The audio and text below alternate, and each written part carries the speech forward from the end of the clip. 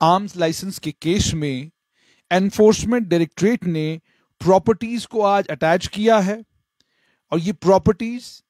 Arms डीलरों की properties हैं और साथ में सीनियर ब्यूरोक्रेट्स की प्रॉपर्टीज है जम्मू कश्मीर में, और इनकी कीमत 4.69 करोड़ के करीब करीब है। आर्म्स लाइसेंस केस में जो एनफोर्समेंट डायरेक्टरेट इस वक्त इन्वेस्टिगेशन कर रही है, prevention of money laundering act 2002 के तहत एनफोर्समेंट डायरेक्टरेट ने आज बहुत सारे आर्म्स डीलरों की और सीनियर ब्यूरोक्रेट जम्मू कश्मीर सरकार के हैं उनकी प्रॉपर्टीज को अटैच किया है। केस जो है बहुत सारे रिटायर्ड ब्यूरोक्रेटों के खिलाफ, सरकारी मुलाजमों के खिलाफ, आम हथियारों के डीलरों के खिलाफ, दलालों के खिलाफ जम्मू कश्मीर में 2020 में रजिस्टर किया गया था। बहुत सारे सरकारी मुलाजमों के सूत्रों के हवाले से यह बताया जा रहा है कि बहुत सारे सरकारी मुलाजमों के इसमें नाम आए और उसके बाद सर्च ऑपरेशन एनफोर्समेंट डायरेक्टरेट ने 11 जगहों पर 24 मार्च 2022 को किया और इसमें जिन जगहों पर छापेमारी एनफोर्समेंट डायरेक्टरेट ने की उसमें निवास था, सरकारी निवास था पूर्व deputy commissioner Jammu IAS officer Rajeev Ranjan का। उसके अलावा इतरत हुसैन रफीकी रिटायर्ड हैं जम्मू कश्मीर एडमिनिस्ट्रेटिव सर्विस के officer, Ravindra Kumar Bhatt Jammu Kashmir administrative service के ऑफिसर रह चुके हैं, और उसके अलावा और कई सरकारी मुलाजिम और हथियारों के डीलर वहां से एनफोर्समेंट डायरेक्टरेट में हमारे सूत्रों का कहना है कि बहुत सारे उन्हें इंक्रिमिनेटिंग डॉक्यूमेंट्स मिले, जिन इंक्रिमिनेटिंग डॉक्यूमेंट्स से ये पता चलता है कि उन्होंने illegal arms licenses Jammu Kashmir में इशू किए हैं। माफ कीजिएगा, इशू नहीं किए हैं बल्कि आर्म्स लाइसेंस लोगों के बनवाए हैं और आर्म्स लाइसेंस लोगों को सप्लाई किए हैं। अब इस तरीके से इसको बोला जाए तो ज्यादा बेहतर है, ये कहना है एनफोर्समेंट डायरेक्टरेट में हमारे सूत्रों का। और उसके अलावा इमूवेबल प्रॉपर्टीज जो इन लोगों ने आर्म्स लाइसेंस की इस दलाली में जो इन लोगों ने इमूवेबल प्रॉपर्टीज बनाई हैं, जो उनको कमीशन के तौर पर आर्म्स लाइसेंस बनाने की कमीशन के तौर पर जो पैसा मिलता था वो उन प्रॉपर्टीज को अटैच किया गया है। और यह भी कहा है एनफोर्समेंट डायरेक्टरेट में हमारे सूत्रों ने कि जिस समय उन्होंने छापेमारी की 93.5 लाख के करीब करीब कैश मुकेश भार्गवा के घर से मिला, 65 लाख के करीब करीब कैश जो है वो देवी दयाल खजूरिया के घर से मिला, और 1.7 किलो के करीब करीब सोना मदन भार्गवा के घर से मिला है। इन्वेस्टिगेशन जो है एनफोर्समेंट डायरेक्टरेट ने जो इन्वेस्टिगेशन की उससे ये पता चला है कि 2012 और 2016 के बीच में सूत्रों के अनुसार अलग अलग जिलों के डिप्टी कमिश्नरों ने जम्मू कश्मीर में फ्रॉडुलेंटली और इलीगली बल्क आर्म्स लाइसेंसेस पैसा लेकर इशू किए थे। इस आर्म्स लाइसेंसेस के स्कैम को, जिसमें डिस्ट्रिक्ट मजिस्ट्रेट इन्वॉल्व हैं, इसे सबसे पहले राजस्थान की एटीएस ने 2017 में क्रैक किया था। उसके बाद सीबीआई ने इस मामले में एक एफआईआर रजिस्टर की जम्मू कश्मीर सरकार की सहमति से, और उसके बाद सरकार ने एक नोटिफिकेशन निकाली जिसके बाद इसमें पड़ताल हुई। सीबीआई अभी भी इसमें पड़ताल कर रही है। कई आईएएस ऑफिसरों के घरों पर सीबीआई ने छापेमारी की है,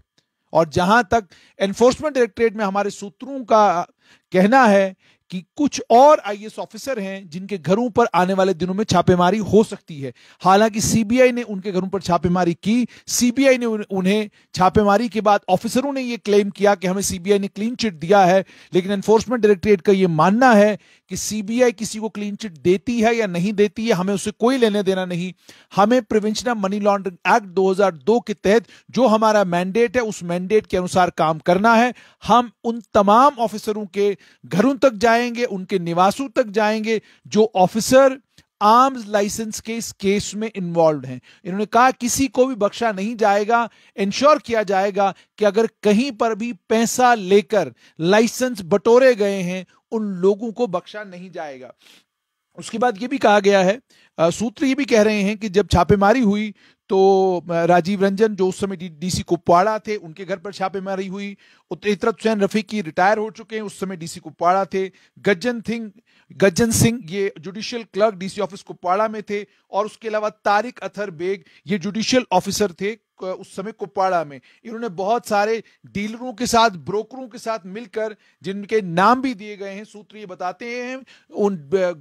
डीलरों के और ब्रोकरों के नाम राहुल ग्रोवर, जुमरुद हुसैन शाह, सैयद अदील हुसैन शाह, सैयद अकील हुसैन शाह, उसके अलावा आबिद हुसैन शाह, और उसके अलावा एक और नाम आया है इसमें विशाल धर। इन लोगों ने कानूनों का उल्लंघन किया, रूल्स एंड प्रोसीजर्स जो आर्म्स एक्ट के तहत हैं उनका उल्लंघन किया, और इलीगली आर्म्स लाइसेंसेस को इशू किया, और उससे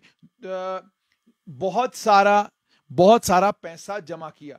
रिपोर्ट्स में यह भी आया है, राजीव रंजन को लेकर सूत्र ये बताते हैं ईडी के कि उन्होंने बहुत सारे फ्लैट्स एसएस नगर, मोहाली, वाराणसी और दुकानें चंडीगढ़ में करोड़ों की दुकानें खरीदी हैं। और यह भी कहा गया कि इतर हुसैन रफीकी का जहां तक ताल्लुक है, रिटायर हो चुके हैं, उन्होंने भी बहुत सारी प्रॉपर्टीज, प्लॉट्स और घर अलग अलग डिस्ट्रिक्टों में जम्मू कश्मीर में खरीदे हैं। ये सारी बातें सूत्र जो हमारे ईडी में हैं वो बताते हैं। और उसके अलावा सिर्फ इतना ही नहीं, जहां तक गज्जन सिंह का ताल्लुक है उनको लेकर भी ये कहा जा रहा है, उनके ऊपर इल्जाम ये है कि उन्होंने बहुत सारे प्लॉट, एग्रीकल्चरल लैंड, घर कुपवाड़ा और जम्मू में इसी पैसे से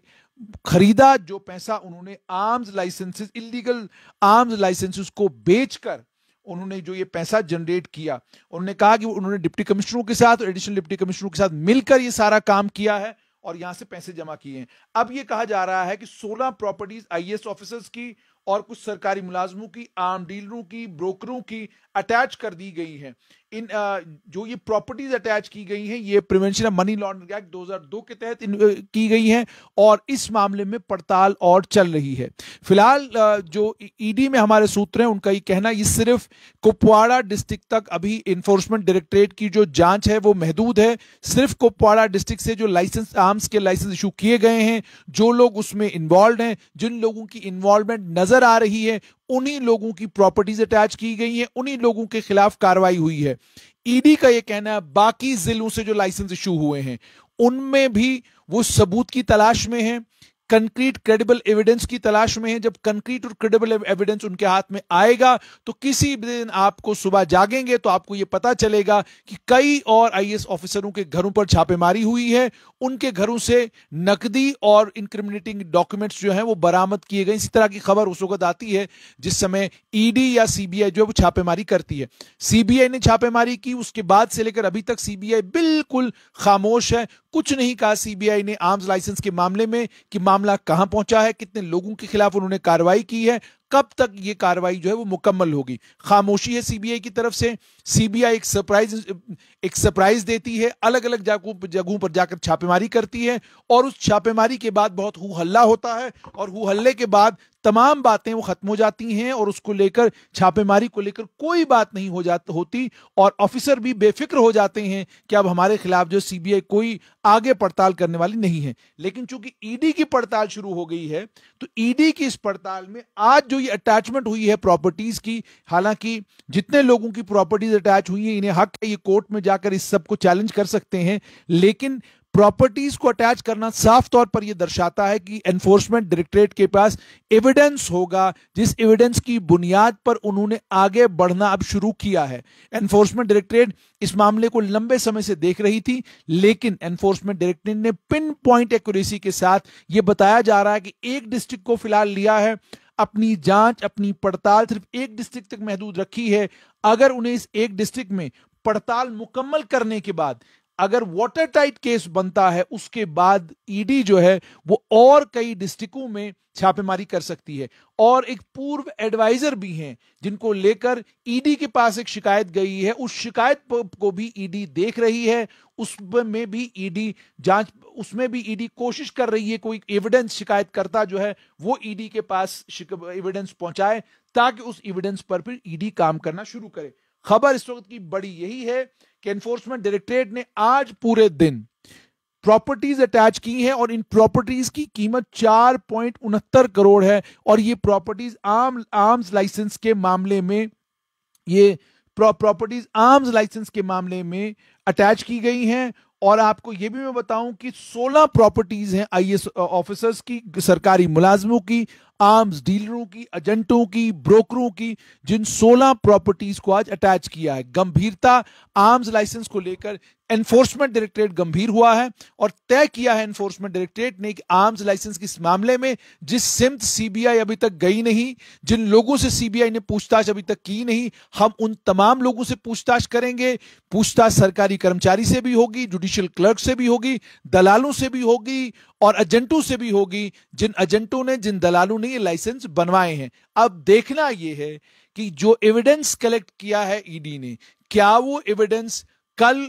कोर्ट का टेस्ट जब होगा, क्या वो सस्टेन कर पाएगा। इसीलिए ईडी को वो कहते हैं फूक फूक के कदम रखने होंगे ताकि वाटर टाइट केस बने, और वाटर टाइट केस बनने के बाद ये संभव हो पाएगा कि इस आर्म्स लाइसेंस का ये जो घोटाला है, ये जो गड़बड़ है, इस गड़बड़ के ऊपर से पर्दा हटे, जो असली किरदार है उनके खिलाफ सख्त कानूनी कार्रवाई हो, और सबसे बड़ी बात कि ये आर्म्स लाइसेंस का जो धंधा जम्मू कश्मीर में पिछले इतने सालों से चल रहा था, उस धंधे के ऊपर मुकम्मल रोक, वैसे तो लग गई है लेकिन मुकम्मल तौर पर रोक लगे, और जब लाइसेंस इशू हो, वो लाइसेंस सीआईडी की वेरिफिकेशन के बाद जिस शख्स को इशू किया जाए उसका बाकायदा रिकॉर्ड मेंटेन हो, ताकि फिर आने वाले वक्त में अलग अलग पत्रकार, अलग अलग न्यूज़पेपर हाउसेस के साथ काम करने वाले पत्रकार जो इंतजार में रहते हैं कि कोई खबर मिल जाए, फिर उन्हें ये खबर लिखने का मौका ना मिले। हिंदूज बीइंग आर्म्ड इन किश्तवाड़, ये खबर एक बड़े अहम अखबार में जम्मू कश्मीर में चली थी। इसी खबर की बुनियाद पर